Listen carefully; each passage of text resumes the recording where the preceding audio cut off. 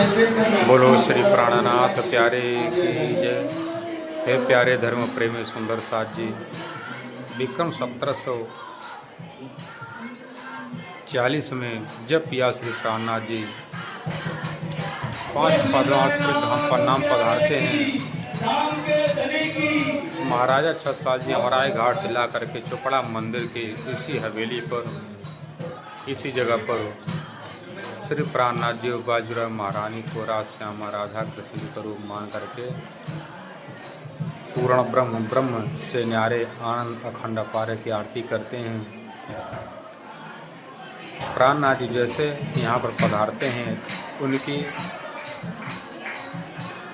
मझली रानी सुशीला छत्रसाल महाराज जी की अपने साड़ी का पावड़ा बिछा देती हैं।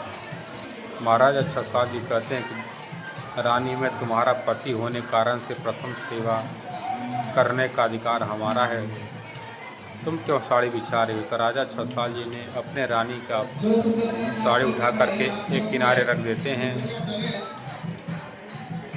जब उनकी पत्नी मझली रानी सुशीला को उनके साड़ी उठाने पर उनको दुख होता है, तो त्रिकालदर्शी अक्षराते श्री प्राणनाथ जी ने, महाराजा छत्रसाल जी ने जो पगड़ी बिछाया था प्राणनाथ जी के लिए पावड़ा का, वो पावड़ा छोटा हो जाता है। तब सुशीला महारानी जी ने अपने साड़ी बिछा करके श्री प्राणनाथ जी का सेवा सत्कार करती हैं।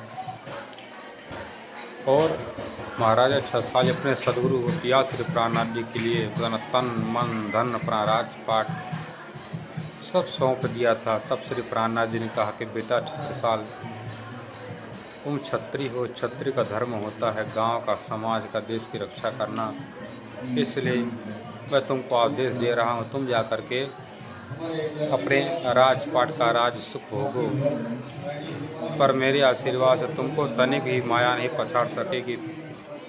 इसलिए प्राणनाथ जी के आदेश से राजा छत्रसाल जी राज गद्दी पर रहते हैं, पर उनका ध्यान एकदम वैरागी के भांति हर समय अपने प्रीतम परब्रह्म अक्षराते श्री प्राणनाथ जी चरण में, राज श्यामा जी के चरण में लगा रहता था।